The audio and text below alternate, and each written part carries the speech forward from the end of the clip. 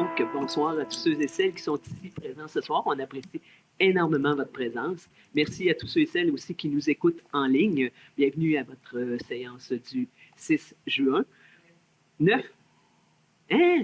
Ben oui, ça va bien. J'ai sauté 2 journées, moi. Je l'ai oublié. Ça repart bien. Pas de problème. On est effectivement le 9. Donc, on a la constatation de la régularité de la séance en point 1. Tout est correct. Ensuite, l'adoption de l'ordre du jour. Vous l'avez tous lu, les amis. Donc, qui me le propose, qui me le seconde? Madame Chantal le propose. Monsieur Denis le seconde. Ah oui, c'est vrai, je suis la mairesse adjointe, vous ne l'aviez pas remarqué. La mairesse n'est pas là, mais elle va être de retour bientôt. Ben, en fait, elle est arrivée aujourd'hui, mais comme elle vient tout juste de se déposer, donc ce soir, je prends le relais. Mais elle est en pleine forme, heureuse de ses vacances. Comme on dit, là, est en feu. Donc, ensuite de ça, on a le procès-verbal de la séance ordinaire du Conseil du 12 mai. Donc, vous l'avez lu, pris connaissance. J'aurais besoin d'un proposeur secondaire. Merci, Caroline. Merci, Dominique. Ensuite, on a l'examen de la correspondance. On a eu 2 correspondances. Une qui nous vient de la ville de Repentigny, qui, dans le fond, eux, font une demande au gouvernement du Québec pour le maintien du crédit d'impôt pour les dons aux partis politiques municipaux. Donc, ils voulaient nous en informer. La seconde, qui est la ville de Sainte-Marthe-sur-le-Lac, et elle nous interpelle, puis je vais vous l'expliquer pourquoi elle nous interpelle, parce qu'on est comme eux touchés par cette situation. Ils nous font une demande, ils déposent une demande, évidemment, au gouvernement, mais au ministère de l'Environnement, pour obtenir un délai de prolongation pour le dépôt dans la demande d'un programme qui s'appelle le programme OASIS. Moi, je vais vous l'expliquer, là, ça va être plus vite après ça pour la résolution. En fait, le programme OASIS a été mis en place par le ministère de l'Environnement pour tout ce qui concerne les changements climatiques. Ce programme-là, il est fait en 3 phases, volet 1, volet 2, volet 3. Le volet 1, ça nous permettait de faire le tour, nous, de la ville ici, puis de planifier ce qu'on devrait faire pour effectivement être plus résilient lorsqu'on a des excès de chaleur, évidemment, on le sait, ou des excès de pluie. Donc, on est dans cette phase-là qu'on termine. Ensuite, ça nous donne accès à un volet 2 qui, lui, nous permet de financer les infrastructures qu'on va avoir besoin, justement, pour la lutte contre les changements climatiques. Puis le volet 3, bien évidemment, quand on fait des infrastructures, qui dit infrastructure, dit aussi entretien au fil des années. Donc, le volet 3, il sert à ça. Sauf que là, on a constaté que dans le programme, nous, on vient de terminer presque le volet 1. On s'apprêtait à déposer pour le volet 2. Et voilà qu'on s'aperçoit que les délais sont extrêmement courts entre le volet 2 et le volet 3. C'est-à-dire qu'il faudra avoir fait 50% des travaux d'infrastructure pour pouvoir appliquer au volet 3. Et ça, c'est d'ici le 31 décembre, ce qui est extrêmement rapide. Donc, et on a regardé, on s'est dit, il y en a-tu d'autres qui sont pris comme nous autres? On s'est aperçu qu'à date, il y a une seule ville sur les 1100 que compte le Québec qui a réussi à déposer. Je vous la donne en 1000. C'est Montréal, avec toute leur équipe, je comprends qu'ils en sont arrivés, et ils ont obtenu 22 millions. Donc, nous, notre résolution à soir qu'on vient faire, donc on appuie la demande de Sainte-Marthe-sur-le-Lac, et bien sûr, on va demander officiellement au ministère de l'Environnement un report de la date limite pour le dépôt au volet 3. OK? On va réitérer notre engagement envers la résilience climatique et la transition écologique. On y est vraiment mouillé jusque, comme on dit, on est deux mains dedans, les 2 bras. Tout notre corps est dedans, dans le fond, pour essayer d'améliorer notre situation à la ville pour que notre milieu change puis qu'on soit plus résilient. On va appuyer fortement la demande de Sainte-Marthe-sur-le-Lac et on va transmettre la résolution, évidemment, au ministère de l'Environnement. On va la transmettre aussi à la FQM, à l'UMQ, à la ville de Sainte-Marthe et aussi à notre député provincial ici, Denis Collet-Bécancourt. Donc, ça me prendrait, excusez-moi, un proposeur et un secondaire pour cette résolution. Merci, M. Stéphane. Merci, Mme Chantal. Donc, on en serait rendu au dépôt des rapports statistiques. À ma droite, Mme Magali. Sacré fière de mon cœur. Merci, Mme mairesse suppléante. Alors, aujourd'hui, on a quand même 6 dépôts de documents de rapport. Donc, les statistiques des permis émis par le Service de l'aménagement du territoire et de l'urbanisme durable pour le mois de mai 2025. Le rapport concernant les contrats conclus et les dépenses effectuées par les fonctionnaires de la ville de Nicolette pour la période allant du 1er au 31 mars 2025, conformément à la loi sur les cités et villes, le dépôt du procès-verbal de l'Assemblée publique de consultation tenu le 12 mai 2025 concernant les règlements suivants, soit le règlement numéro 516-2025 qui modifie l'article 32 du règlement de lotissement 78-2004 de la ville de Nicolette et le règlement numéro 517-2025 qui modifie le règlement de zonage numéro 77-2004 concernant les modifications de l'encadrement des servitudes d'accès au terrain et allées d'accès partagées de la ville de Nicolette. Après ça, on a un autre dépôt, c'est le dépôt des certificats de l'annonce publique du résultat de la tenue de la procédure d'enregistrement concernant les seconds projets de règlement. En fait, c'est les seconds projets de règlement de la consultation d'avant, donc 516 et 517. Je vous épargnerai le reste des titres. Suite à ça, le 5.5, donc le 5e rapport, procès-verbal de correction pour une erreur mineure et cléricale de la résolution 109-04-2025 concernant les projets particuliers de construction, de modification ou d'occupation d'immeubles, donc un PPC-MOI, numéro 2024-0006 du lot 5 044 685 situé sur la rue Martin. Ensuite, c'est le règlement numéro 469-2023 relatif à la gestion contractuelle. C'est un dépôt d'un rapport de gestion contractuelle, soit de son annexe 469-2023.9, qui est une modification de contrat en lien avec une augmentation de 9,35 d'un contrat de service de lignage des voies publiques numéro 401-200-21 095. C'est tout. Merci. Je vais me permettre de revenir sur le point 5.1 qui est nos statistiques au niveau de nos permis.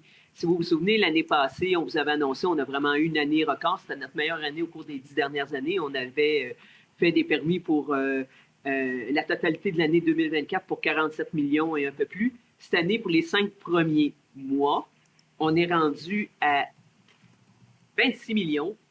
Et l'année passée, pour les 5 premiers mois, on était à 14 millions. Donc, ça ne chôme pas au service de l'aménagement et urbanisme présentement pour sortir des permis en construction. Bien entendu, vous avez vu qu'on a des... en face, le terrain pulsé, c'est commencé. Il y a aussi le projet Otera qui se débute aussi sur le boulevard Louis-Fréchette. Donc, on a des gros projets en cours et on les voit là arriver dans nos statistiques. Et je considère que c'est une bonne nouvelle de voir cette évolution-là de notre ville. On serait rendu au point 6, qui est les fameux comptes à payer, donc en chèque, en prélèvement, puis en dépôt direct. Et ça couvre la période du 8 mai au 4 juin. Donc, en termes de chèques, on en a pour cette période pour 3 212 066 sous. En prélèvement, pour la même période, 395 494 et 81 sous. Et en dépôt direct, on en a pour 1 122 132 et 61 sous. Merci, M. Stéphane. Ça me prend quelqu'un pour seconder, là. Merci, M. Denis. Donc, on en serait répondu à la gestion contractuelle. M. Odette. Oui, en fait, pour 7.1, c'est le prolongement des égouts sur le rang Grand Saint-Esprit. Donc, un dossier qui est revenu quand même à quelques reprises ici et dont on a pu discuter avec les citoyennes et les citoyens. En gros, c'est des citoyennes et des citoyens qui ont des fosses septiques actuellement. Il y a un désir, dépendamment du prix de ces gens-là, d'avoir le réseau d'égouts. Il y a eu une bonne prise en charge, notamment depuis la création de notre service du génie, puis il y a plusieurs rencontres qui ont été faites et plusieurs courriels. Et ce qu'on avait mentionné, c'est que ce qui pouvait retarder le projet éventuellement était une phase 2 environnementale. Et la phase 1 environnementale a dit qu'il y avait déjà eu présence d'un chemin de fer à cet endroit-là, ce qui a fait en sorte qu'on est légalement obligé de faire une phase 2. Donc, ceci amène des coûts accessoires supplémentaires au dossier, mais comme il y a des gens dans la salle qui habitent sur cette rue-là, j'en profite pour un peu expliquer le topo en même temps. Et le deuxième élément, c'est que c'est quand même ardu, mais en même temps important pour une municipalité de fixer en fait le prix le mieux possible par rapport aux citoyens pour qu'il y ait une bonne idée de ce qu'ils vont payer ensuite, parce qu'ils doivent se séparer.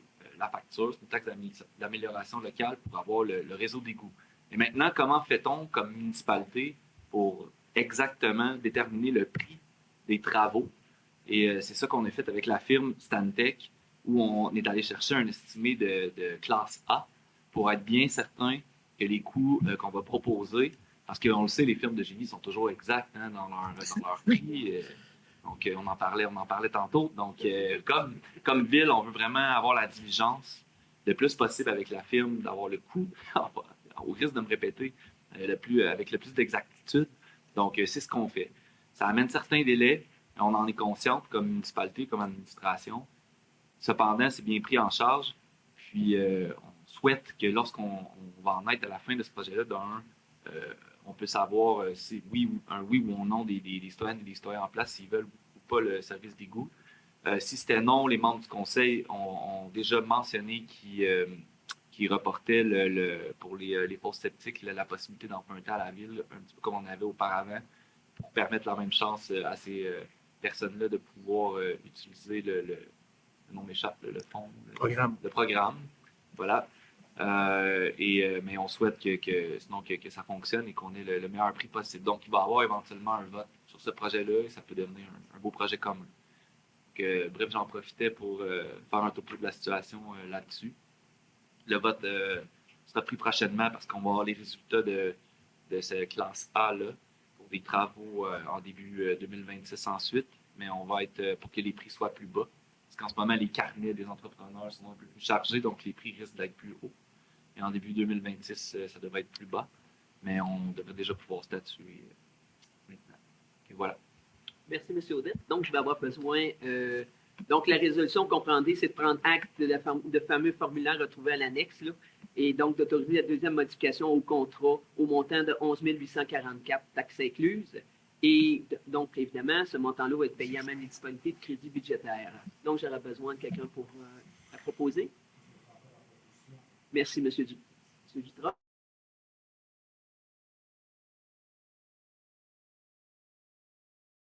Appel d'offres public qui concerne la construction de la piste à rouleau qu'on appelle la fameuse Pump Track. Monsieur Denis. Oui, effectivement, c'est le projet qui avait été enregistré en 2023 pour le projet citoyen qu'on appelait. Donc, on a finalement tout ça. Et ce qui est innovant dans ce projet-là, de la manière qu'on a fait ça, c'est qu'habituellement, quand on a un projet, que ce soit X, Y, Z dans la ville, on va en appel d'offres avec ce projet. Là, on a fait un peu différemment. Puis ça va se voir de plus en plus, tout dépend des secteurs. C'est qu'on est allé en appel d'offres avec un montant précis. Autrement dit, le montant que je vais vous dire qui est 160 000 $, on a mis ça en appel d'offres à des compagnies qui sont susceptibles de nous faire un offre en fonction du montant qui est là. Donc, la piste n'est pas nécessairement faite de la même façon et tout ça. Là, il y a un comité qui s'est réuni pour juger laquelle des deux, au-delà du prix, puisque le prix était fixé, de savoir ce qui était le plus convenant par rapport aux besoins qu'ils désiraient avoir. Et le choix s'est arrêté sur la compagnie.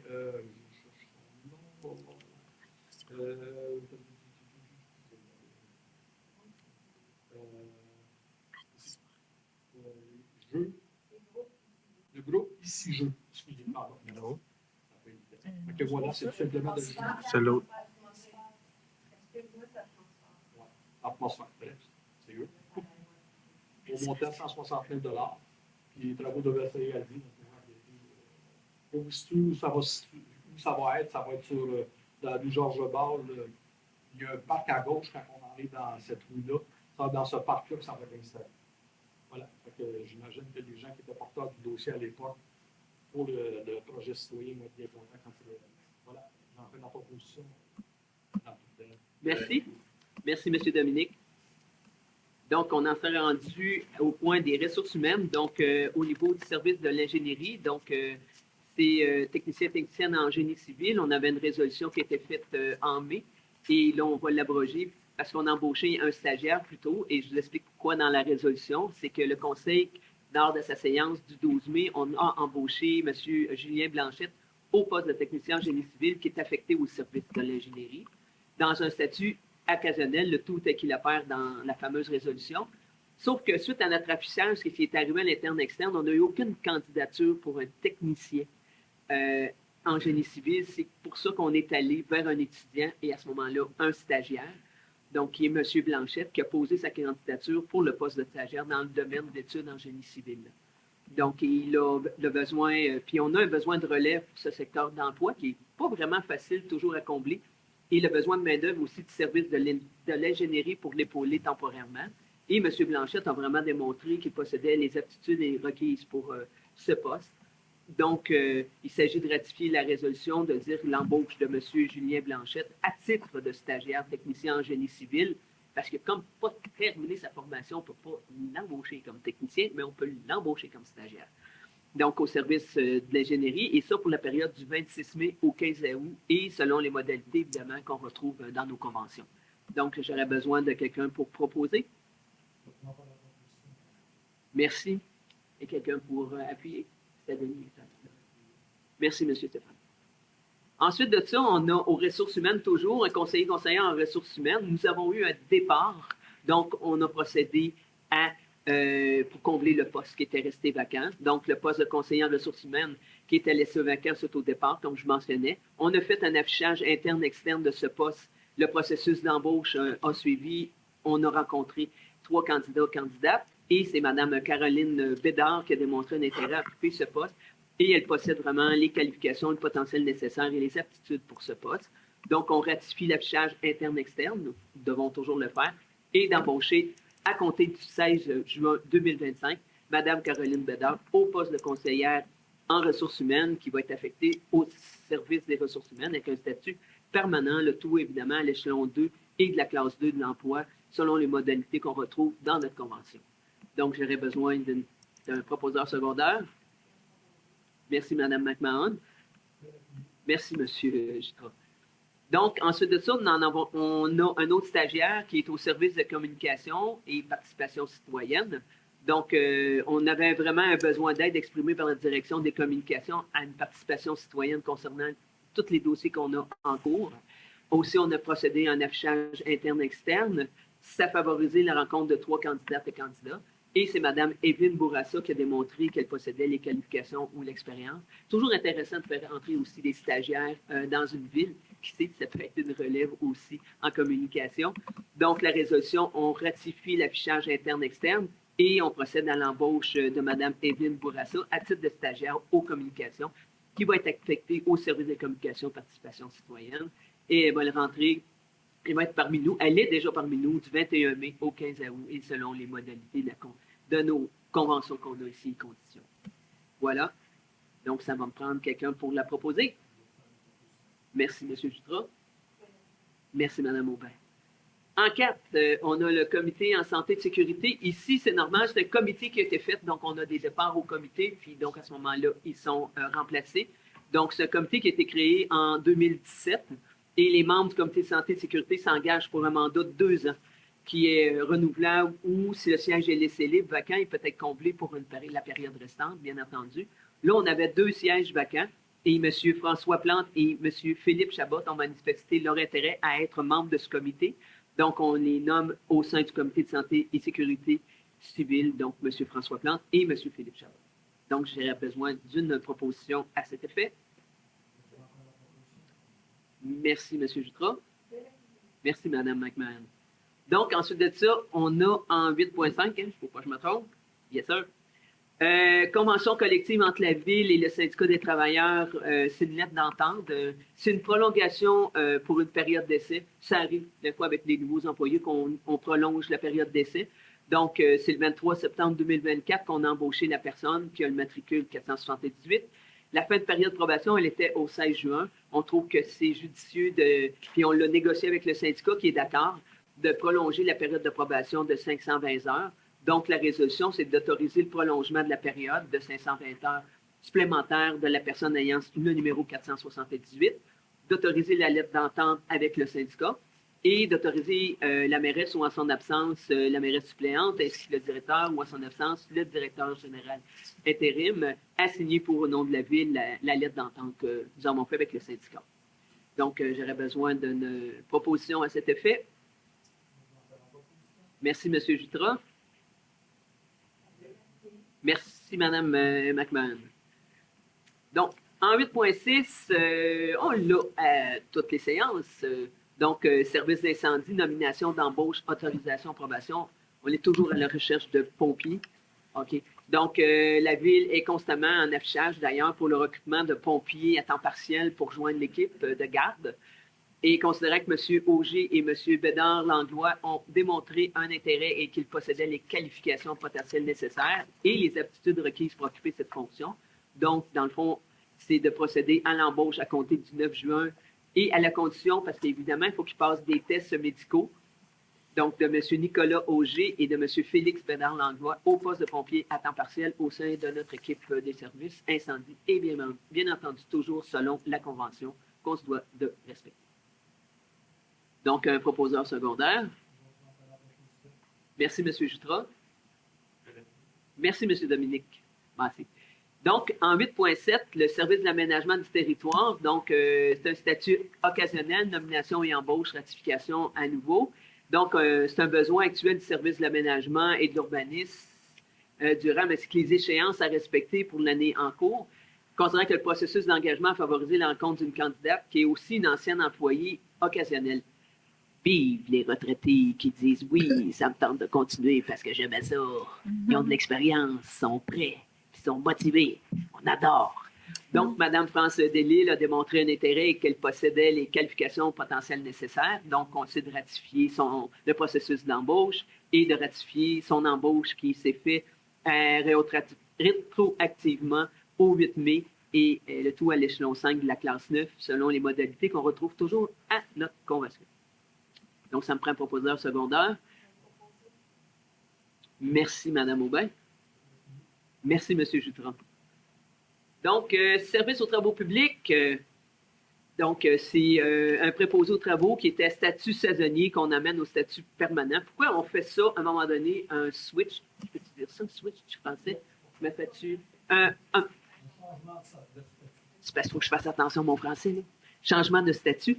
Donc, pourquoi on le fait? C'est qu'on constate que dans ce poste-là, la personne était là de 10 mois à 11 mois. Rendu là, on est aussi bien de le mettre permanent et de le rentrer dans nos conditions. C'est ce qu'on a fait.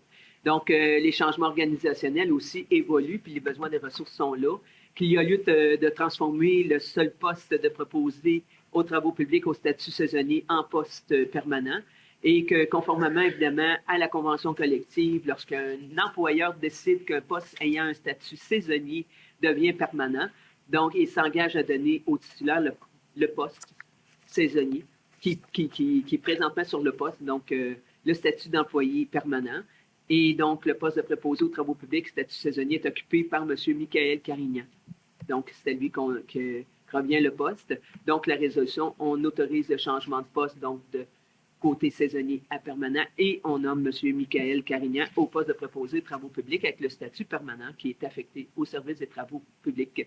Et c'est toujours selon les modalités et conditions du travail prévues à nos conventions. Donc, merci, Mme McMahon. Merci, M. Jutras. Et c'en est fini pour les ressources humaines. Donc, au niveau des services d'aménagement, on n'a aucun sujet ce soir. Donc, ensuite de ça, au niveau, on est rendu à 10. On va tourner ma feuille. On va m'aider à suivre ça. Donc, au service du greffe et des affaires juridiques, donc à ma droite, Mme Magali, on va commencer avec 10.1, qui est le projet domiciliaire du Faubourg du Ruisseau, de la phase 3. Donc, je vous laisse tous les bons noms. Oui, parfait, merci. Alors, effectivement, le mois dernier, le Conseil s'est prononcé sur un acte de cession des rues et des aménagements publics autour de la phase 3 du projet domiciliaire du Faubourg.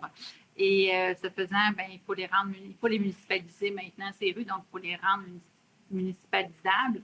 Et ça, c'est par le biais d'une résolution qu'on fait ce soir. Et en même temps, bien, tant qu'à donner des noms, il faut aussi demander à la commission de toponymie de les entériner, ces noms-là.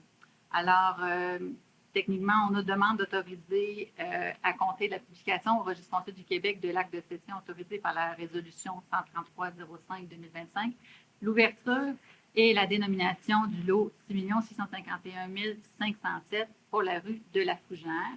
On fait la même chose pour le lot 6 651 508 au nom de rue du Faubourg, 6 651 509 pour la rue des Cruches, 6 651 510 la rue des Freines, 6 651 511 la rue des Méandres et aussi de transmettre la présente résolution donc à la Commission de toponymie du Québec afin qu'ils puissent en prendre acte et les désigner selon la loi.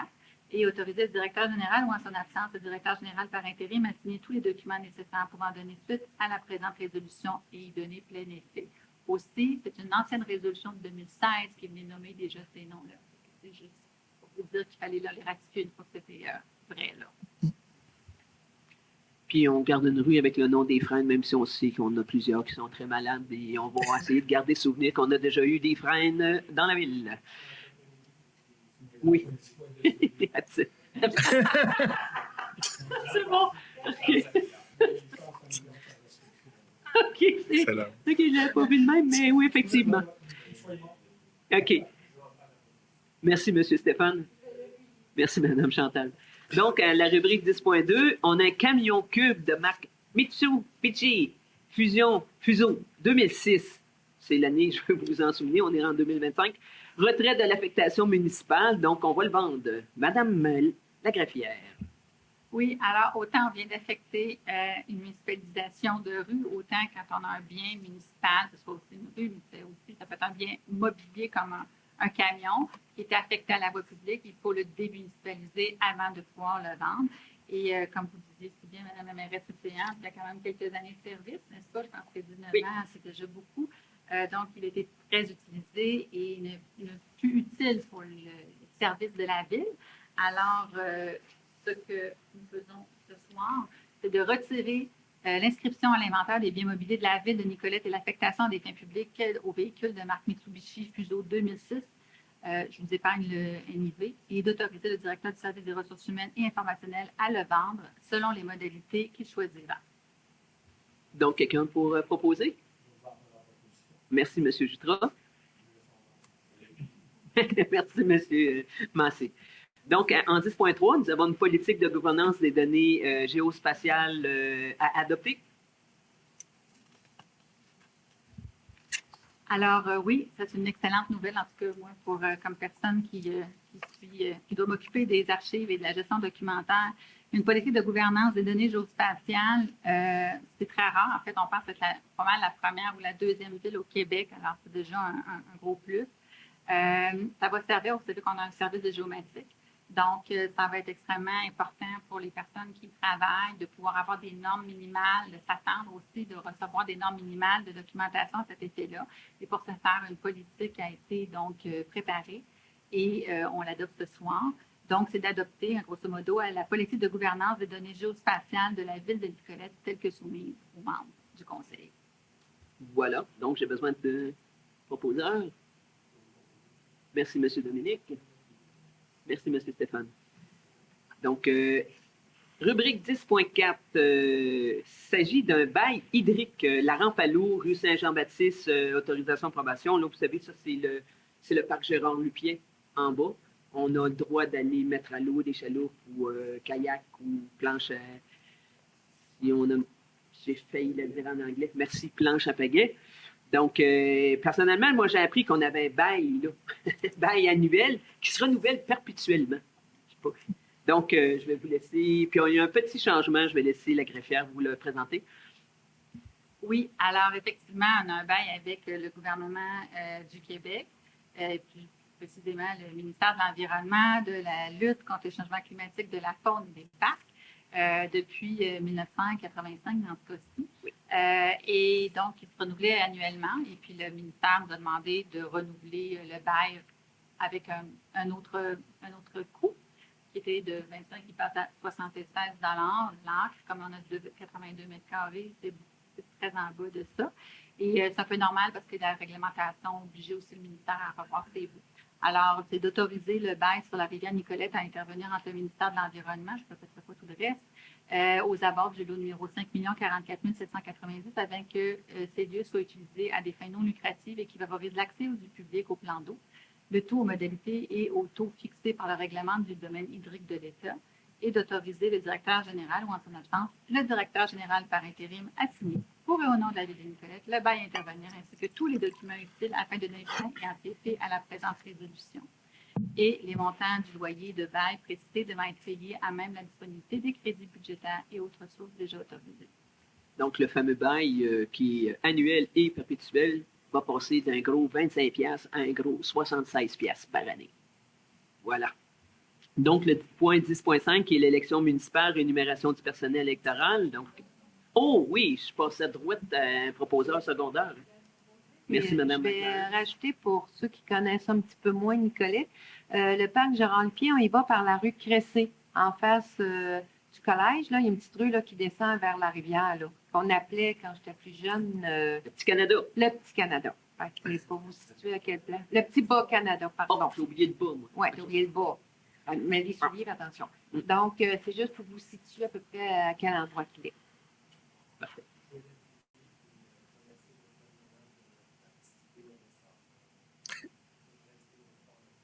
Merci, M. Stéphane. En 10.5, on s'en va, vous le savez, vers les élections municipales en novembre. Rémunération du personnel électoral, ça prend effectivement une autorisation et une adoption. Madame la greffière. Alors oui, effectivement, aujourd'hui, on demande au Conseil de se prononcer selon la tarification et la rémunération du personnel électoral municipal à venir. En fait, pour cette élection-ci, mais aussi pour toute autre élection et référendum jusqu'à la modification de la résolution qui va être adoptée ce soir. J'ai promis, non. Mais je tiens à vous dire qu'il y a eu beaucoup de chiffres, donc ce sera un petit peu inutile, mais ça va être public, là, ça va être publié de toute façon, là, de venir de nommer chacun de ces chiffres-là. Alors, ça va être une demande d'adopter et de fixer la rémunération du personnel électoral pour les élections et les référendums municipaux, tels que libellés dans la résolution. Et d'autoriser le trésorier ou l'assistant trésorière à payer, sur recommandation de la présidente d'élection, les personnes qui auront travaillé selon le tarif fixé et que les sommes nécessaires aux fins de cette dépense soient payées à même la disponibilité des crédits budgétaires et autres sources déjà autorisées, et d'abroger à tout fin que de droit la résolution numéro 279-09-2021 qui était l'ancienne résolution. Donc, je vais avoir besoin d'un proposeur secondaire. Merci, Mme Caroline. Merci, M. Dominique. Donc, nous allons aller maintenant services administratifs et trésorerie. Donc, en 11.1, la rubrique, c'est le ministère des Transports et Mobilité durable. Il s'agit du lot 5 46 497, qui est un désistement. Donc, on va avoir besoin d'une autorisation, approbation. Là, vous le voyez ici, il est affiché. Hein? Moi, je le vois là, mais je suis contente de le voir qu'il est affiché en arrière. Grosso modo, ce lot-là, il est situé, mon Dieu, la rue Saint-Théophile-Saint-Laurent. OK? Quand on s'en va, vous avez l'entreprise Guévin. Donc, c'est le lot qui est adjacent à son entreprise. Donc, et à ce moment-là, pour nous, la ville, puis ce lot-là appartient au ministère du Transport. Ça, il faut comprendre ça d'abord et d'emblée. Puis la ville de Nicolette a demandé à obtenir un bail à long terme à des fins récréatives plutôt que d'en faire une acquisition. Parce qu'il y a des parties de l'eau là-dedans que de toute façon, ils sont collés sur M. Guévin. Puis, il faut se dire, il a déjà eu, lui, une autorisation de l'utiliser. Fait qu'on n'ira pas jouer là. Il l'a eu de la part du ministère du Transport. Donc, à ce moment-là, on va confirmer l'octroi d'un bail c'est-à-dire le ministère du Transport confirme l'octroi d'un bail rétro-touristique pour la ville, OK, pour une durée de 60 ans. Et on ne manifeste pas, évidemment, l'intention d'acquérir le lot précité dans son entièreté. Là. Vous le voyez, il est en bleu. Par contre, ce lot-là, il y a une portion qui est précitée actuellement, qui est occupée par l'entreprise, comme je vous disais, qui est Excavation Guévin. Puis au terme d'une permission et lot d'occupation octroyée par le ministère. Donc, pour nous, déjà, on savait ça. Donc, par contre, ce que vous voyez en vert, là, avec les petits points, là, ça, c'est un milieu humide qui est partiellement situé aussi sur le lot. On le voit un petit peu moins bien, mais il y a une petite partie qui longe la ligne qui est dans le milieu humide, qui est dans le terrain. Donc, nous, on a une préoccupation, puis on a un devoir de protéger les milieux humides. Ça, c'est à la demande du gouvernement lui-même. Donc, notre résolution, c'est qu'on va confirmer que la ville de Nicolette, on ne manifeste pas l'intérêt d'acquérir l'ensemble du lot que vous voyez en bleu, que toute opération de lotissement de ce lot inclut une zone de protection afin de préserver le milieu humide qui est retrouvé au règlement d'urbanisme de la ville de Nicolette, qui chevauche, comme vous le dites, la ligne contiguë que vous voyez là en noir. La petite ligne qui est là. Et à ce moment-là, et à cette fin, qu'il y a une zone tampon qu'il faut que ça ait d'un minimum de 5 mètres. et ça, c'est les règlements du gouvernement, du ministère, soit prévu et maintenu par le ministère du Transport durable ainsi que l'occupant de cette parcelle, qui est donc M. Guévin et son entreprise, quitte à réajuster la superficie vers le haut du terrain afin d'assurer la conservation adéquate. On a vraiment intérêt à conserver ce milieu humide-là. On veut aussi qu'il y ait cette bande-là parce que c'est important de conserver la qualité du milieu humide. Donc, c'est pour ça que nous en avons fait une condition à la résolution pour conclure avec le ministère du Transport et de préciser que les conditions s'inscrivent dans une volonté claire du Conseil, évidemment, de protéger le milieu humide. On mandate le directeur général à transmettre la présente résolution au ministère du Transport, puis on réitère que la Ville de Nicolette entend collaborer à long terme à titre de locataire du bail rétro-touristique octroyé par le ministère du Transport. Puis là, je vous rassure, on ne le voit pas sur le plan, là, mais ça ne touche pas la piste cyclable. C'est beaucoup plus haut, on garde toujours une grande bande boisée, là, ça ne la touche pas, on ne le voit pas dans le plan, mais je voulais vous rassurer à cet effet. Oui.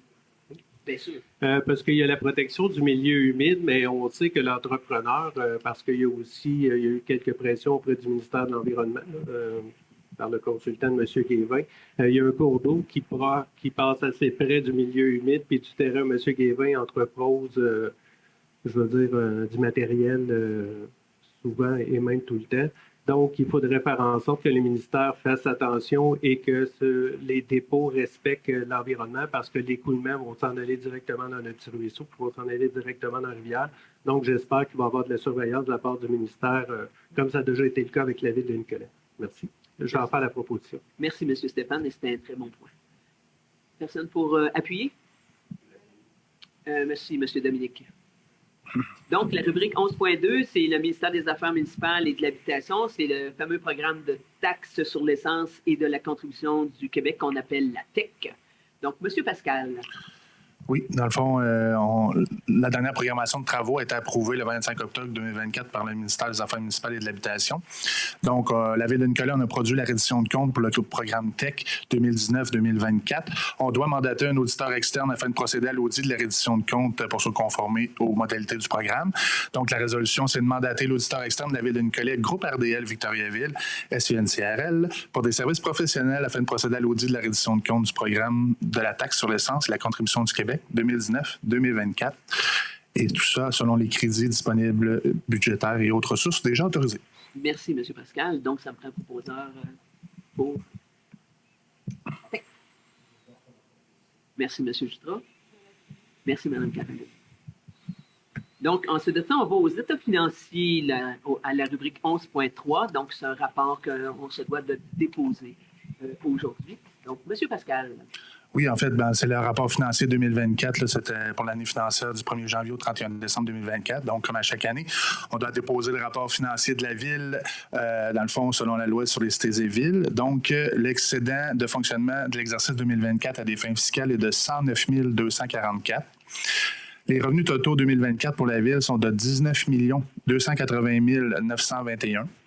Et dépenses totales 2024, 19 013 813.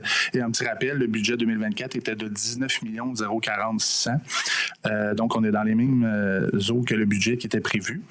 Les investissements qui ont été faits en 2024, 10 874 495, dont principalement là, les travaux du centre-ville sur la rue Notre-Dame et Saint-Joseph pour 8 651 $. 100 651 $, excusez-moi.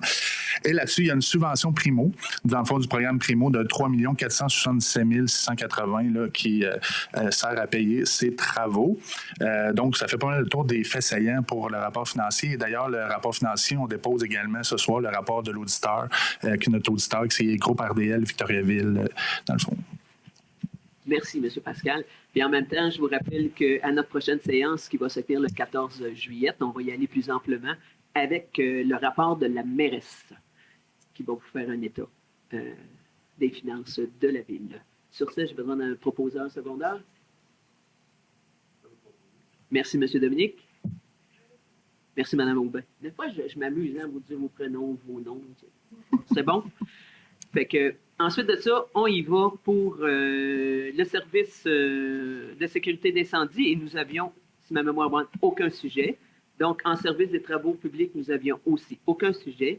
Donc, on va y aller maintenant pour les services à la communauté. On commence avec la rubrique 14.1, qui est l'Association Austin du Canada, branche du Québec. Il y a un pique-nique qui va se tenir ici, donc une demande de financement. Madame Chantal. Donc, il y a un projet qui a été déposé par l'Association Austin du Canada, branche du Québec, pour un pique-nique Austin Québec 2025.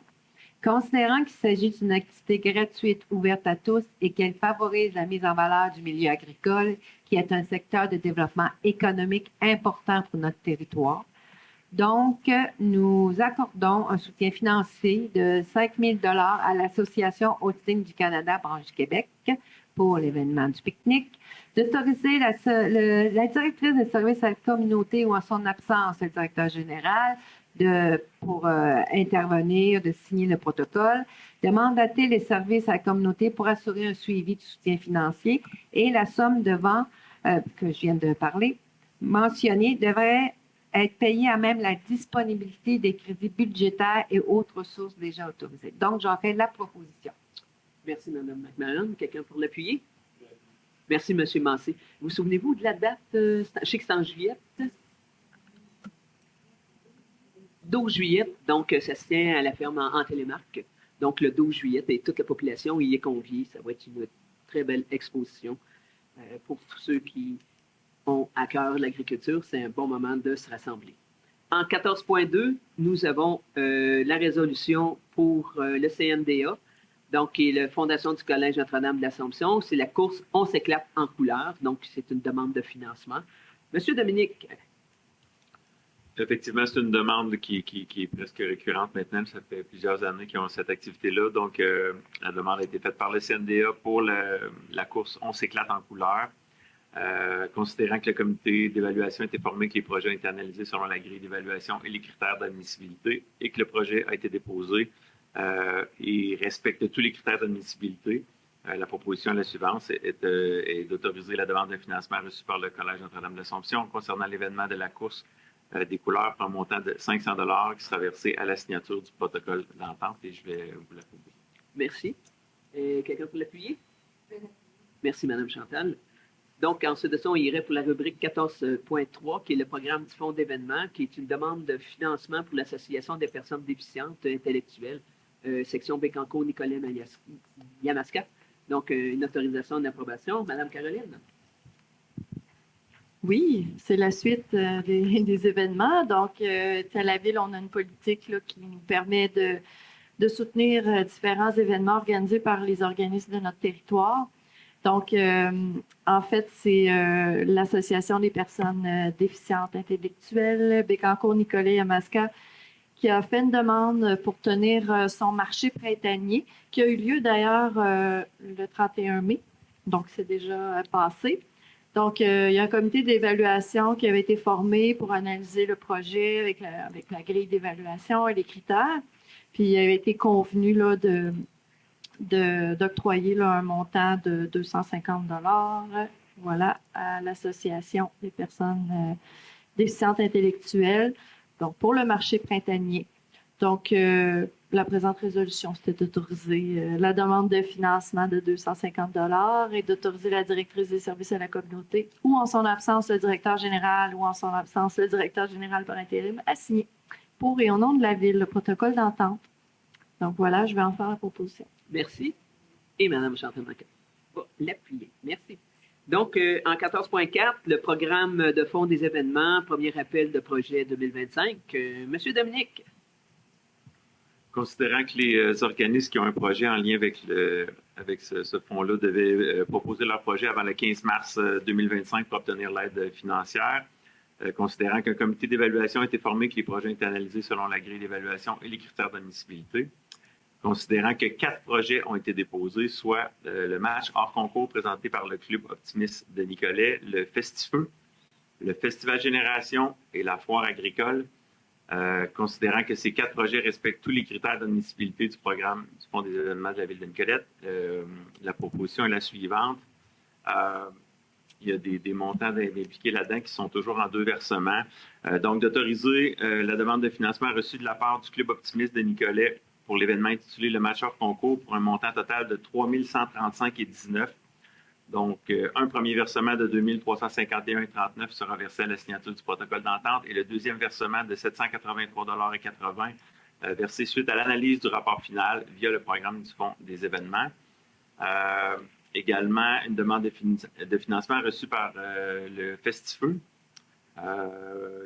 pour un montant total de 12 320 un premier versement de 9 240 à la signature du protocole, un deuxième versement de 3 080 suite à l'analyse finale. Ensuite de ça, il y a également le Festival Génération qui est présenté là, de la part d'Éco-Événements pour un montant total de 100 000 un premier versement de 75 000 à la signature du protocole et 25 000 à la suite de l'analyse finale. Et le dernier événement, financement reçu de la part de l'École d'agriculture de Nicolet concernant l'événement intitulé Foire agricole 2025 pour un montant total de 1 500 un premier versement de 1 125 à la signature et un deuxième versement de 375 via le programme de fonds des événements 2005. Alors, je vais en faire la proposition. Merci, M. Mancé. Merci, Mme McMahon.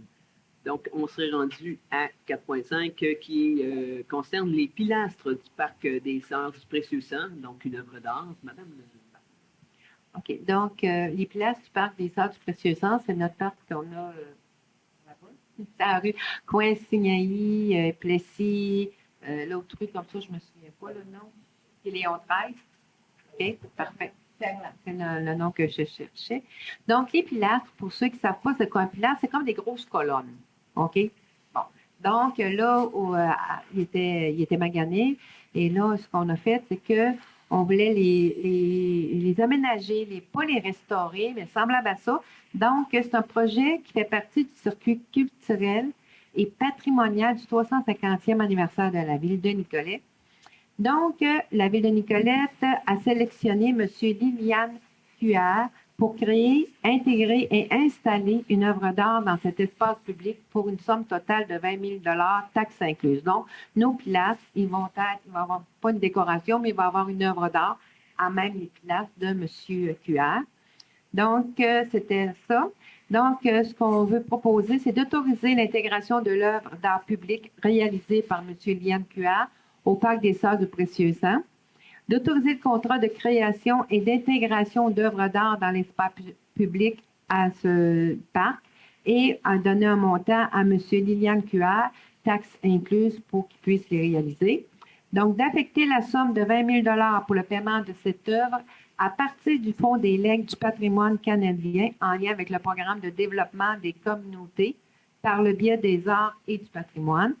La somme mentionnée devant être payée à même la disponibilité des crédits budgétaires et autres sources déjà autorisées. Donc, je le propose. Merci, Mme. Et merci, M. Massé. Donc, maintenant, on serait rendu au règlement et avis de motion. Donc, au point 15, le premier qui est le règlement 15.1, règlement numéro 513-2025, qui modifie les règlements sur le plan d'urbanisme 75-2004 afin d'autoriser l'habitation bifamiliale à titre de vocation principale à l'intérieur d'une affectation d'îlots déstructurés résidentiels de la ville de Nicolette. Monsieur André Lavoie, notre directeur à l'urbanisme. Merci, madame la mairesse suppléante. En fait, 15.1 et 15.2 sont pour le même projet. En fait, c'est qu'il faut changer deux règlements. Dans le fond, on autorisait uniquement les maisons de type unifamilial dans ces îlots déstructurés-là. Il y en a deux, c'est pour ça que les deux zones sont nommées dans le règlement 514-2025. En fait, c'est pour autoriser l'habitation bifamiliale, donc un duplex, peu importe de sa forme, dans ces deux îlots-là. Il faut dire que c'était déjà autorisé sur le schéma d'aménagement, c'est qu'on se rend conforme. Et étant donné que c'est des changements réglementaires, c'est sans aucun frais pour la ville. C'est bien noté? Oui, c'est sa phrase classique. Merci. Donc, ça a bien compris, des îlots déstructurés, c'est parce qu'ils sont en milieu agricole. On en a une qui sont dans le coin sur le boulevard Louis-Fréchette. Là, vous avez vu la Maison-Blanche là, qui est reculée. Elle est en zone agricole, mais il y a de la place. Donc, ça, fait partie de l'îlot déstructuré. L'autre est sur le long du port. Donc, et comme l'a mentionné M. Lavoie, on s'harmonise aussi avec le règlement d'aménagement qu'on a à la MRC. Donc, j'aurais besoin d'un proposant. On peut-tu les prendre tous les deux en même temps, Mme la secrétaire? Ça va vous faire plaisir, autant qu'à moi. Donc, pour 15.1 et 15.2, proposeur? Donc, Mme Caroline va proposer, M. Stéphane va seconder, ce qui va nous amener à 15.3. Donc, cette fois-ci, qui est le règlement numéro 516-2025, qui vient modifier l'article 32 du règlement de lotissement numéro 70-2004, la ville de Nicolette. Je vous retourne l'appareil, M. Lavoie. Bon, merci bien, madame. En fait, ce règlement-là, ça fait déjà 2 fois qu'on le présente. On l'adopte ce soir. On va modifier, en fait, on va empêcher les opérations cadastrales, donc de fusionner 2 cadastres ensemble pour faire moins de logements. En fait, dans le but d'augmenter la densité un peu partout dans la ville, en fait, on va autoriser les opérations cadastrales, mais il faut qu'il y ait plus de portes à la fin qu'il devrait en avoir eu ce qui est autorisé avant. Donc, c'est tout simplement pour formaliser les choses. C'est qu'on est à l'adoption du règlement et vu que c'est un changement réglementaire, encore une fois, c'est sans frais pour la ville.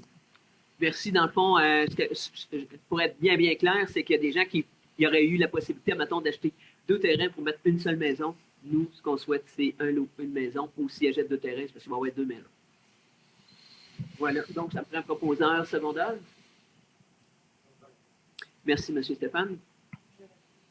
Merci, Mme Caroline. Ce qui nous amène à 15.4. Oui, en fait, ce règlement-là, en fait, lui avait été présenté 2 fois. Présentement, c'était déjà autorisé qu'on permettre des accès jumelés, je pourrais dire, pour avoir accès à des stationnements. Dans le fond, c'est des terrains qui, en fait, c'est une entrée unique pour 2 terrains différents.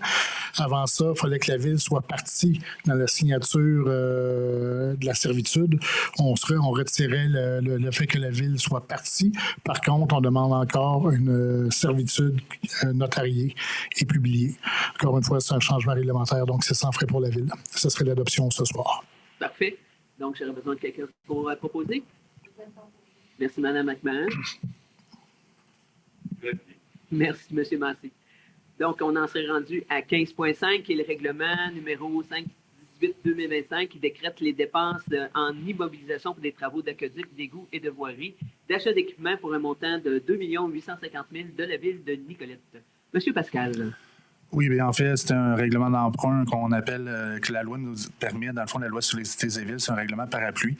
Donc, ça nous permet, dans le fond, d'utiliser 1,25 % de notre richesse foncière uniformisée, puis de la mettre de faire des règlements d'emprunt plus généraux concernant, dans ce cas-ci, des travaux d'aqueduc, d'égouts, de voirie, d'achat d'équipements. Donc, ça nous permet d'avoir des sous disponibles pour faire les travaux, dans le fond, partir, faire les plans de vie, un horaire professionnel, tout ça. Donc, en faisant des règlements parapluie, on peut avoir les disponibilités plus rapidement. Dans le fond, le tout, c'est l'adoption du règlement ce soir et le tout sera acheminé après au ministère pour approbation. Merci. Donc, quelqu'un pour proposer? Merci, Mme Caroline. Merci, M. Stéphane. Donc, on va aller en 15.6, qui est règlement numéro 519-2025, décrétant des dépenses en immobilisation pour l'acquisition de matériel roulant, cette fois-ci, pour un montant de 1 million de la ville de Nicolette. M. Pascal? Oui, c'est le même principe. Dans le fond, c'est un règlement parapluie également pour le matériel roulant. Donc, comme vous avez vu ce soir, on met en vente un camion. Donc, on renouvelle certains flottes de véhicules qu'on a commencé cette année en 2024. Donc, dans le fond, pour un renouvellement, puis on prévoit 1 million de dépenses, d'emprunts possibles de dépenses. Donc, c'est de donner de la disponibilité également pour faire l'acquisition des véhicules, puis avoir les sous, dans le fond, en forme de règlement parapluie plus généraux. Donc, toutes sortes de matériel roulant vont pouvoir être acquis avec ça. Ça ne veut pas dire qu'on dépense complètement la somme, mais même chose, c'est l'adoption du règlement ce soir et également, ça sera transmis pour approbation au ministère. Merci. Donc, proposé en secondaire. Merci, Mme McMahon. Merci, M. Jutra. Donc, et en 15.7, qui est un règlement numéro 520-2025 qui décrète les dépenses en immobilisation pour l'aménagement et équipement des loisirs pour un montant de 1 500 000. Donc, une troisième fois, M. Pascal. Oui, même chose, toujours, règlement parapluie. Dans le fond, ça respecte toujours la loi là, des cités et villes par rapport au 1,25 % sur la richesse foncière uniformisée que je vous parlais tantôt. Donc, c'est l'aménagement et l'équipement de loisirs, donc principalement pour les parcs ou des modules de jeu, des éléments comme ça. Donc, ça va être pour faire ces aménagements dans les prochains mois, prochaines années.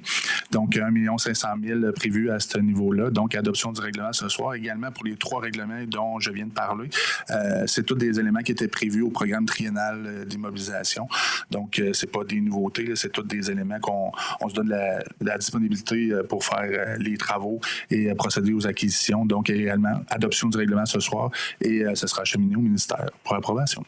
Merci beaucoup. Donc, proposeur secondaire. Merci, M. Jutra. Merci, M. Massé. Donc, on s'est rendu à l'addition de l'ordre du jour et on n'a pas d'ajout. Donc, on en serait maintenant à la période de questions. Je vais vous demander, évidemment, parce que comme on a des gens qui sont à l'écoute, de vous présenter, de vous nommer et d'aller au micro, s'il vous plaît.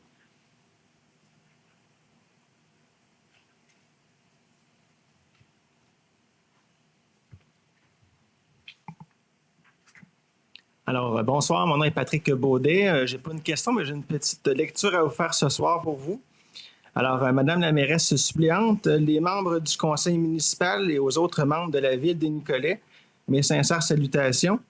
Nicolet ne cesse d'innover humainement, tel le slogan qui reflète l'axe stratégique par divers projets touchant plusieurs sphères afin de faire grandir un Nicolet vers demain. Je dis bien vert avec un T. Une ville plus verte, sensible au changement climatique, à la transition écologique, à l'agriculture urbaine, et j'en passe. Au travers de ce qu'est cette ville, il y a eu un avant, créé par des bâtisseuses et des bâtisseurs qui l'ont emmené vers une ville à découvrir, une ville à vivre, citée de la devise officielle. Les Nicolétaines et Nicolétains d'aujourd'hui l'ont poussé au cœur de notre fierté, tel le thème du 350e. Cette fierté, je la partage avec chacune et chacun étant nicolétain pur laine, au travers mon implication bénévole pour divers projets, tels le comité du 350e mentionné précédemment, le conseil de fabrique en tant que marguier responsable du cimetière et président, ayant entretenu et fleuri quelques espaces de la ville via divers projets, ayant réalisé mon parcours scolaire du primaire à la formation professionnelle dans 3 de nos établissements sur notre territoire, ayant œuvré dans le domaine horticole et autres sphères pendant plusieurs années et en partageant maintenant ma passion de l'enseignement. J'ai Nicolet tatoué sur le cœur au sens figuré. J'ai envie aujourd'hui de m'impliquer encore plus loin, sous une autre facette, apporter mes idées et mon expertise afin d'amener Nicolet vers demain. Alors, en ce 9 juin 2025, je vous annonce donc ma candidature en tant que conseiller municipal aux prochaines élections du 2 novembre. Je voudrais souligner le travail remarquable de chaque membre de l'équipe de ville a fait pour faire fleurir cette ville. Un merci spécial aux conseillères et conseillers sortants, particulièrement à Chantal McMahon, siégeant au poste numéro 3, ayant une symbolique, l'enseignant que je suis désire prendre le relais de l'enseignante qu'elle a été. De plus, le 3 est mon chiffre chanceux. Au plaisir de collaborer ensemble, merci de votre écoute. Patrick Baudet, citoyen engagé. Merci. Ben, c'est un beau mot, ça.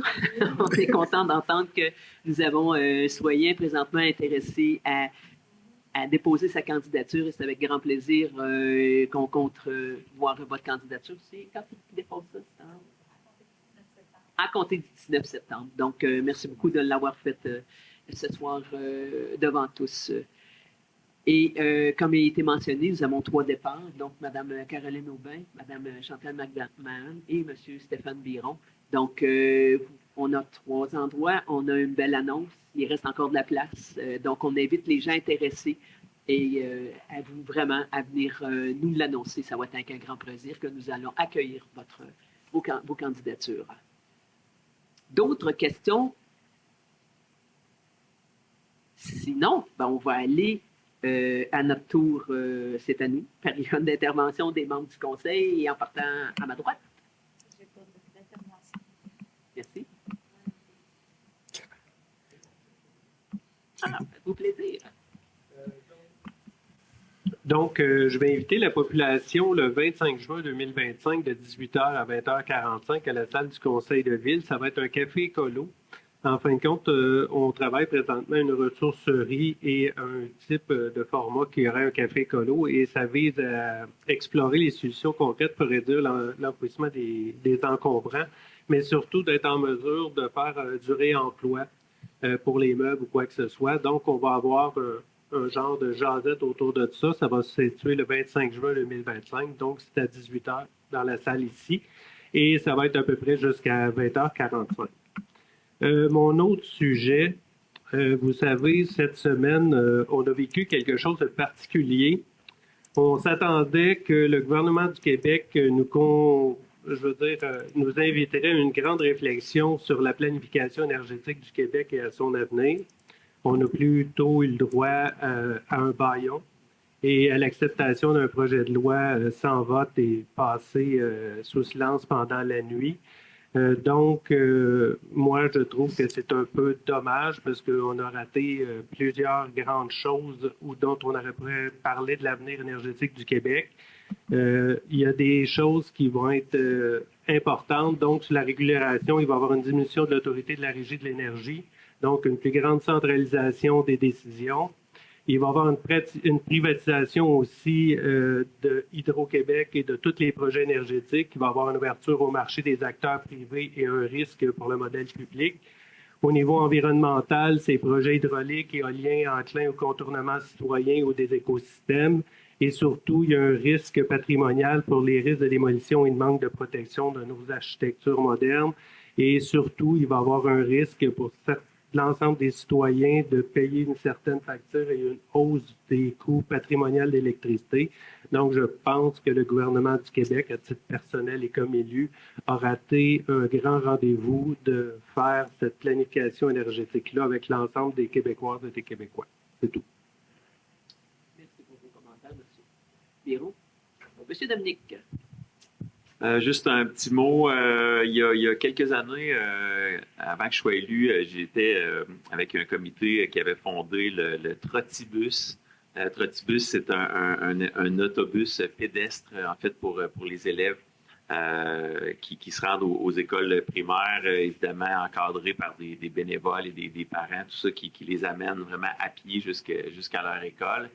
Et bon, au fil des années, pandémie aussi, à un moment donné, le projet est tombé un peu mort. Manque de bénévoles aussi, tout ça, mais le projet avait été établi déjà avec l'école Curie-Brassard. Il y avait des tracés qui étaient fonctionnels, etc. On avait des bénévoles aussi.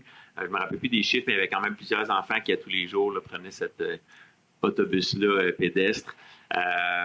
J'ai constaté, parce que j'habite aux abords de l'école Curie-Brassard, qu'à tous les matins, je voyais des jeunes, comme vraiment au moins une douzaine de jeunes qui étaient regroupés comme ça avec des parents à la Trottibus. Et je pense que ça va être relancé pour la rentrée prochaine. Fait que je vais juste donner un message aux parents qui est possible que vous soyez sollicités pour un sondage d'intérêt à ce niveau-là. Également pour la recherche de bénévoles et de parents qui veulent accompagner ces jeunes-là de façon sécuritaire à l'école à tous les jours. Alors, juste être attentif à ça. Puis si vous entendez parler du Trottibus, vous saurez mieux ce que c'est. Voilà. Merci beaucoup, M. Jutras. Donc, bon, ben, je vais faire le mot de clôture. J'arrête 3 petites choses. L'éco-centre va ouvrir finalement le 7 juillet. Excusez-moi, il devait ouvrir le 25 juin, mais on a eu un retard dû à des livraisons de matériel.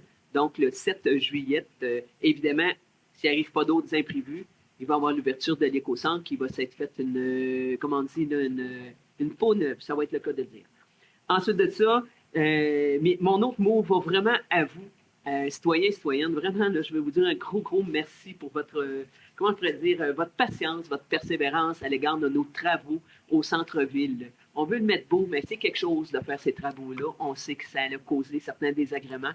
Un gros merci à nos commerçants aussi, par la même occasion, qui ont eu la même patience et la même persévérance.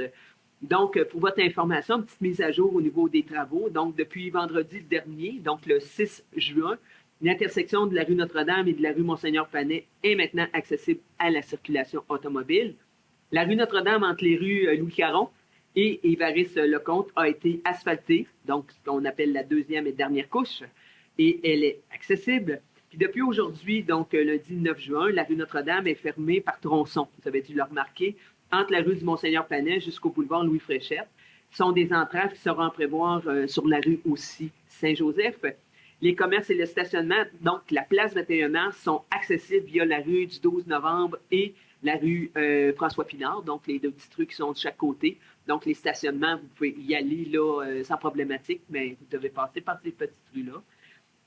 Et pour faciliter vos déplacements et vos commissions au centre-ville, donc on vous suggère en tout cas d'utiliser le stationnement de la place 21 mars afin de vous rendre à pied dans les commerces et entreprises, organismes et institutions du centre-ville.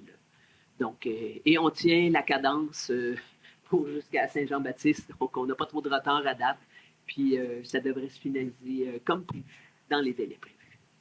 Sur ce, je vais avoir besoin du classique pour la levée de l'Assemblée. Donc, M. Denis Gibras et Mme Chantal McMahon. Et on se revoit à la séance du 14 juillet, qui est notre prochaine séance publique. Merci encore à vous tous d'avoir été présents et présentes et à l'écoute.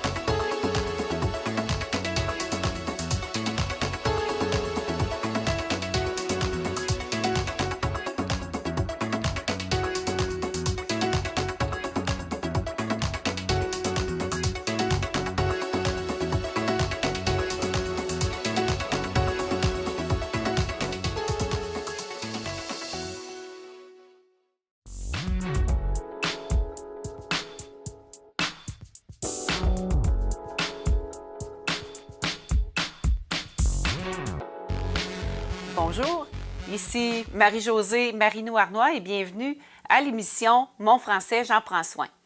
Aujourd'hui, nous aborderons comment la lecture peut nous aider à améliorer notre français.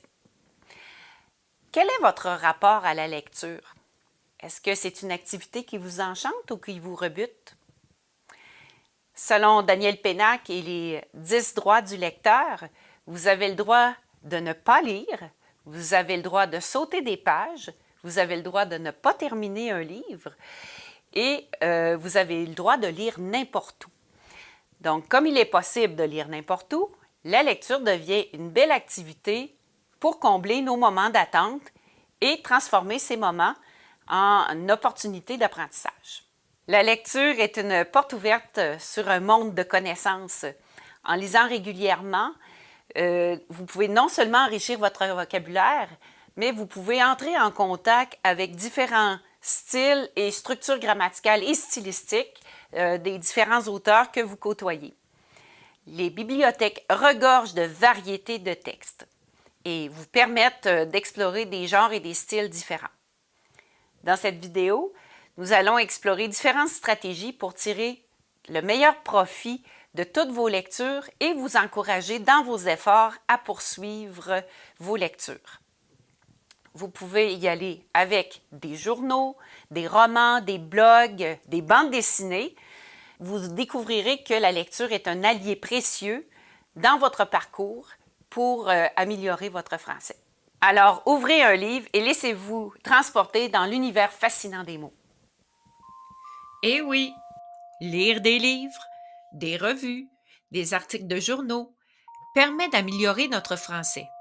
C'est même un des meilleurs moyens, pour les enfants entre autres, d'enrichir le vocabulaire, pour s'informer et pour se créer des mondes imaginaires.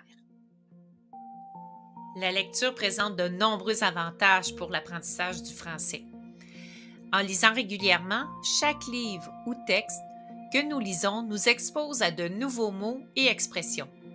Prenons l'habitude de noter ceux que nous ne connaissons pas et de les chercher dans un dictionnaire.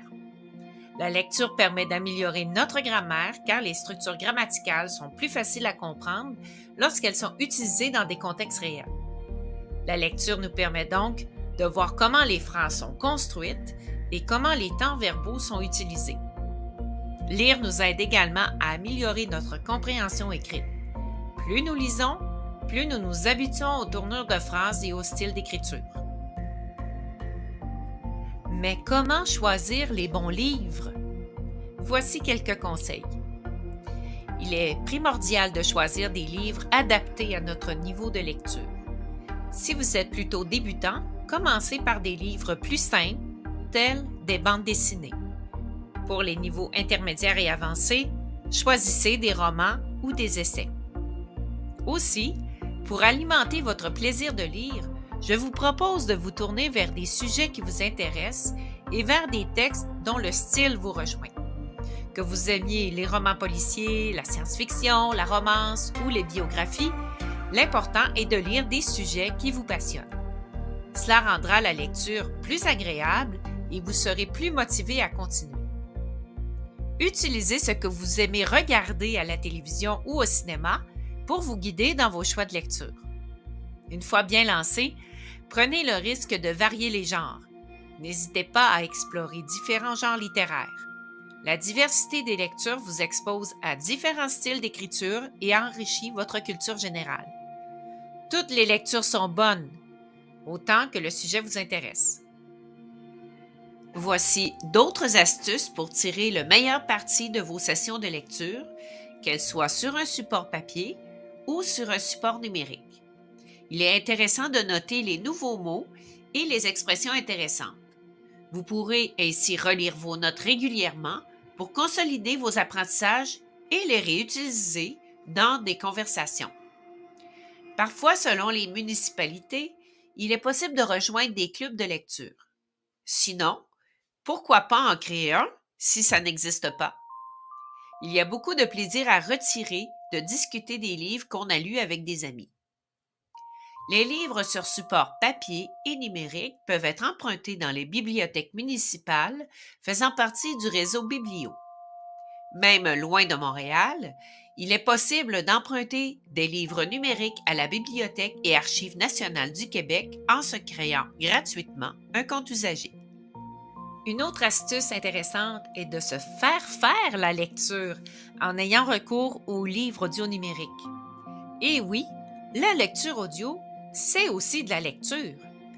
Il est possible d'emprunter ce type de livre auprès des bibliothèques faisant partie du réseau Biblio du Québec ou de les télécharger gratuitement sur la plateforme audio de Radio-Canada ou encore d'aller sur le site web littératureaudio.com. Un défi de lecture sur toute l'année? Pourquoi pas? La Libraire, qui est une coopérative des librairies indépendantes du Québec, des Maritimes, de l'Ontario et du Manitoba, propose un défi littéraire aux lecteurs. Je vous laisse le plaisir de découvrir les suggestions déposées pour l'année 2024. Bonne lecture! Merci d'avoir suivi cette capsule qui parlait de la lecture comme moyen pour améliorer notre français. J'espère que vous avez trouvé des conseils et des stratégies pour vous soutenir dans votre apprentissage du français au quotidien. N'oubliez pas que chaque livre, que ce soit un article de journal ou une bande dessinée, vous rapproche de votre maîtrise du français. Comme nommé dans la capsule, la lecture vous permet d'enrichir votre vocabulaire, d'améliorer votre compréhension et de découvrir des univers et des perspectives différentes. Chaque type de lecture a quelque chose de précieux à offrir. Alors, continuez à explorer les pages des livres qui vous intéressent et laissez-vous emporter par la magie des mots. Je vous souhaite de nombreuses découvertes littéraires.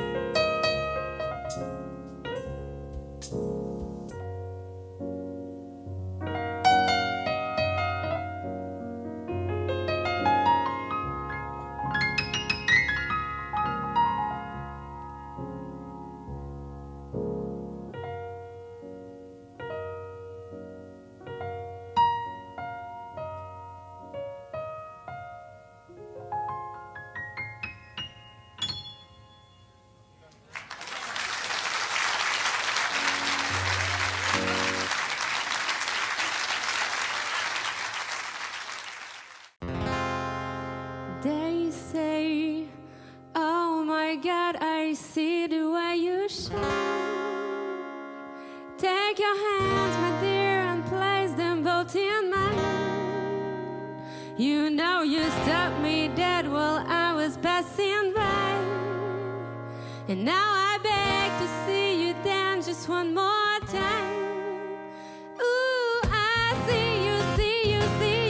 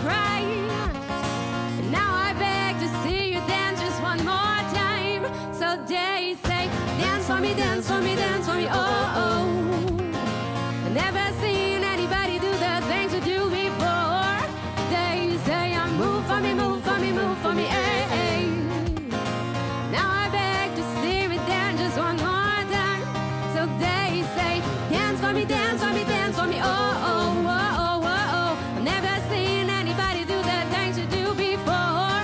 They say, move for me, move for me, move for me, hey, hey. And when you're done, I'll make you do it all again, all again.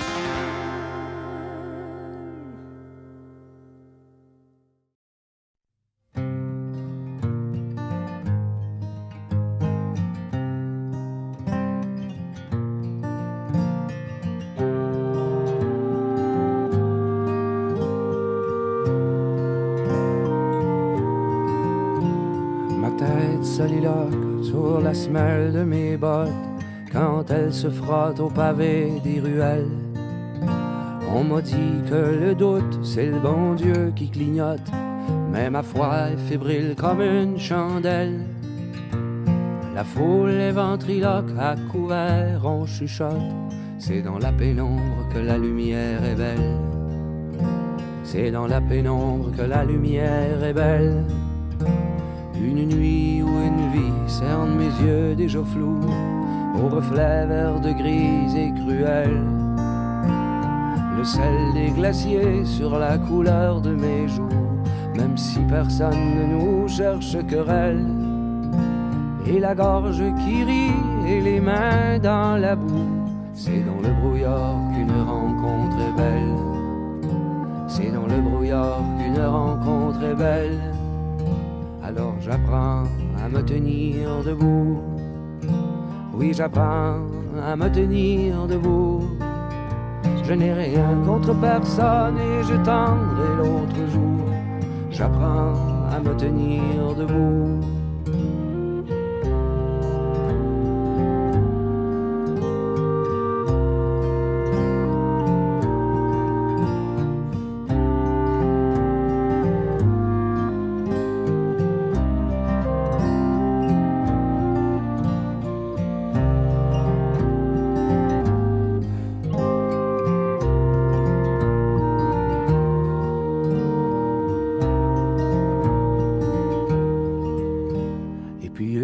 Défaite qui vaut toutes les victoires quand nos propres désirs nous ensorcellent. Parfois l'homme se rachète en se servant à boire. Je n'ai pourtant rien d'un criminel. Et Amélie qui demande si on rêve ou si on dort, c'est dans le silence qu'une réponse est belle. C'est dans le silence qu'une réponse est belle. Alors j'apprends à me tenir debout. Oui, j'apprends à me tenir debout. Je n'ai rien contre personne et je tendrai l'autre jour. J'apprends à me tenir debout. Oui, j'apprends à me tenir debout. Oui, j'apprends à me tenir debout. Je n'ai rien contre personne et je tendrai l'autre jour. J'apprends à me tenir debout.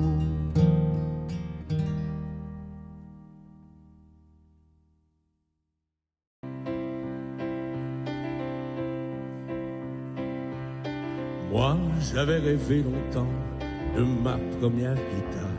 Tu sais, j'étais fou, j'avais 15 ans, je n'osais pas y croire. Mes parents n'étaient pas d'accord, ils connaissaient par cœur mes 3 chansons sur 2 accords, moi, j'attendais mon heure. J'étais dingue de Béco, Brassens et Aznavour. Je m'endormais sur ma radio, je faisais des concours. J'ai découvert les groupes anglais que je guettais à la télé. L'orchestre que je refaisais le soir dans mon grenier. Toi qui m'as donné les plus belles années de ma vie, les plus grandes espérances et mes plus grands regrets aussi. Comme je t'aimais, toi, ma musique, mon premier grand amour. J'essayais bien de te suivre, pourtant j'étais toujours un pas derrière, cherchant à te plaire.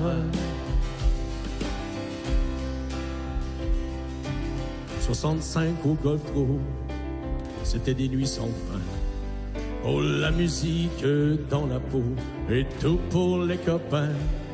Dans une cave de banlieue, tous les soirs on répétait. Si les voisins criaient un peu, nous, on leur pardonnait. Et puis 70, les festivals, perdus dans la nature. On était des milliers sous les étoiles, pour quelques couvertures. La foule dansait, tapait les mains, nous on s'y croyait déjà. Mais Avignon n'était plus qu'un faubourg de l'Olympia. Toi qui m'as donné les plus belles années de ma vie, les plus grandes espérances et mes plus grands regrets aussi. Comme je t'aimais, toi, ma musique, mon premier grand amour. J'essayais bien de te suivre, pourtant j'étais toujours un pas derrière. Cherchant à te plaire. « 72, le groupe s'est dispersé. Quand j'ai rencontré Marie-Christine, j'étais sur le pavé. Le soir, pour nous payer un lit, on claquait tous nos cachets. Et je lui racontais ma vie et elle me comprenait.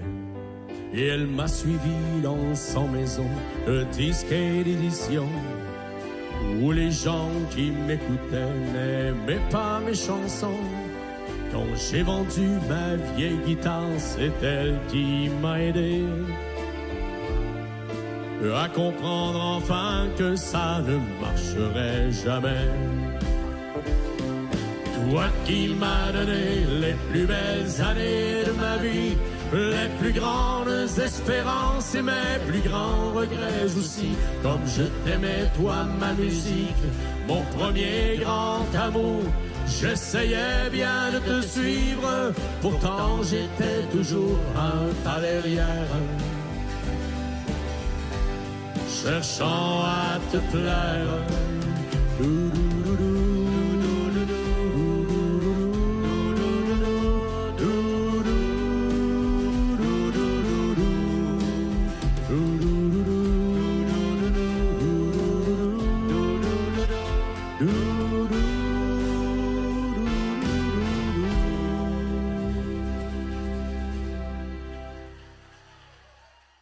La télévision communautaire autonome parle des enjeux locaux, donne une voix aux citoyens et citoyennes, en plus de faire rayonner les talents d'ici. Accessible à tous, elle appartient à la communauté et donc à vous. J'ose ma télé communautaire, mon média de proximité.